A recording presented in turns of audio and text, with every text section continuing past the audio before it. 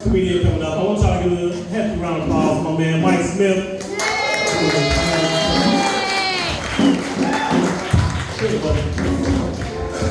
Hello, Brewing.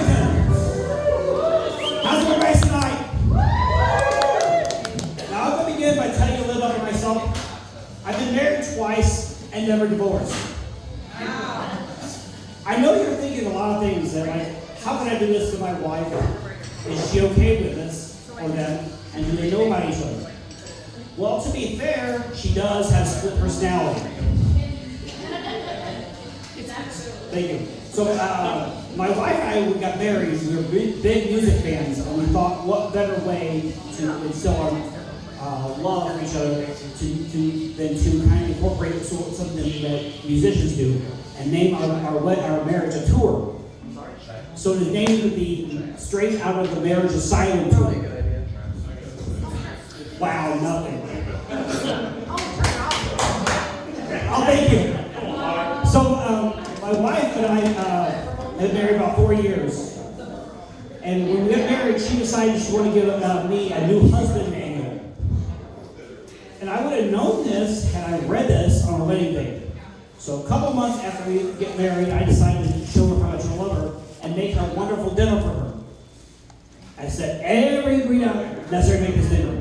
Out of nowhere comes two hands up and says, "Oh my freaking word! You are a moron!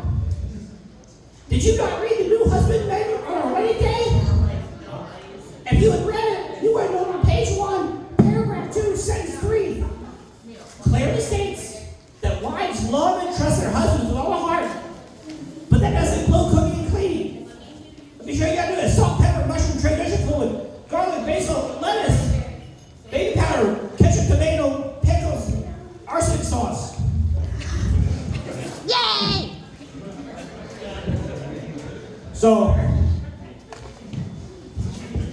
where is that? Oh yes. Since your husband is like playing the lottery, you always try to play the right numbers, but you never get lucky.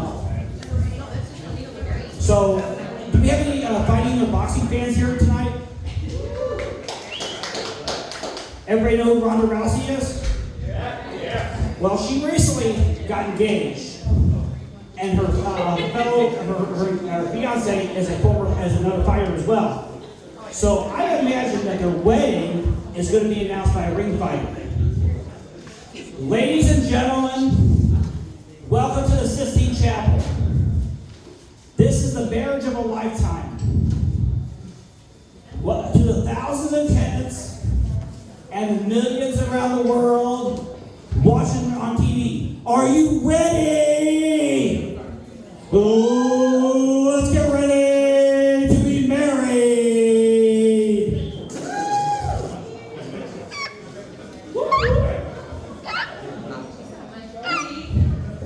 Got horse factor somewhere. Up at the altar, wearing a black Armani tuxedo, standing at 6'6", hailing from Chicago, Illinois, weighing in 210 pounds, with an impressive 3-0 marriage record, the groom, waiting to walk down the aisle, standing 5'10", hailing from St. Louis, Missouri, weight unknown, wearing a white Brewing dress, the bride.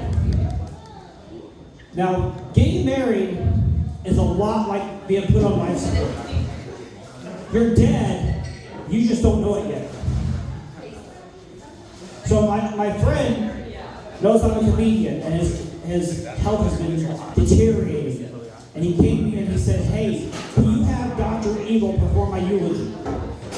And I'm like, this is really not the right time or place at Cedric Rex, because this is a very somber ceremony. He goes, "Mike, we have not watched in 40 plus years, not once ever done anything single in perfect manner." I'm like, this is true, but it's going to cost you $1 billion.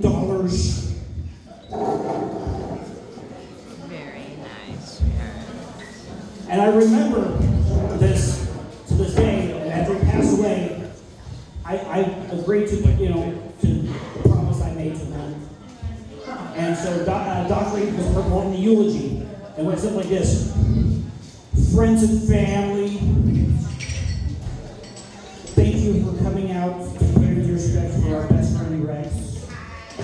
What a wonderful, amazing guy that would give you the last penny out of his pocket and the shirt off his back. And I know what you're thinking: how did you guys become friends? You're so evil. And he is so nice.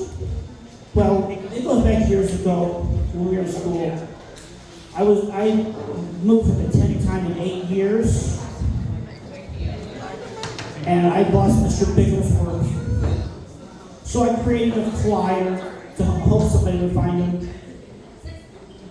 And lo and behold, Rex found the flyer at Mr. Bigglesworth, calls up Dr. Evil. Hello, Mr. Evil. I did not spend 6 years in Evil Medical School just to become Mr. Bigglesworth. I am Dr. Evil. Thank you, Dr. Evil. I believe I found your cat. Oh, you have found Mr. Bigglesworth? Oh, thank you. That's so great. Yes, I think that is your cat. His name, according to the flyer. I can bring him to you. Oh, that would be so much. I would owe great gratitude of you to help you take over the world in the future. And that is how we became friends. So, lies are a lot like butts. Everybody has one, and they smell. And so, anybody ever here remember the Donald Duck toy that had a string on the back of it? So those who are too young to remember this, it had a string on the back. Pull back the string, out comes the Donald Duck float. Pull back the string, out comes the Donald Duck float. Oddly enough, I worked with a guy that was a lot like this. He had a string attached to his back. You pull back the string, out comes a bunch of lies. Pull back the string, out comes a bunch of lies.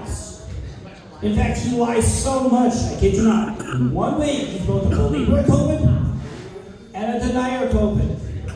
In fact, he knows a comedian. He said one Monday, he said, Mike, you should go over to my house and perform for friends and family. I'm like, sure, not a problem. The next day, he's like, you know what? My family's got COVID and you can't do it. By Friday, they're magically healed and they can go on a week and get away to Disneyland. Same job. I had this guy that worked with that was a lot like the inflatable doll with the car dealership. You remember when the arms were hanging or playing them around? Well, one day, just after the 4th of July, I was wearing this guy loves Christmas t-shirt. And he's like, oh, I can't even believe you're wearing this shirt. Oh, just the other day, just before 4th of July, you're wearing a Chucky outfit. Oh, this Prius was all over the place. And I'll leave you guys on this show. I was imagining Cartman. That he's a lot like us, but he comes out and says what he really means. He gets the one job where he gets to insult customers. It's like, you know what? I don't give a crap about you guys. I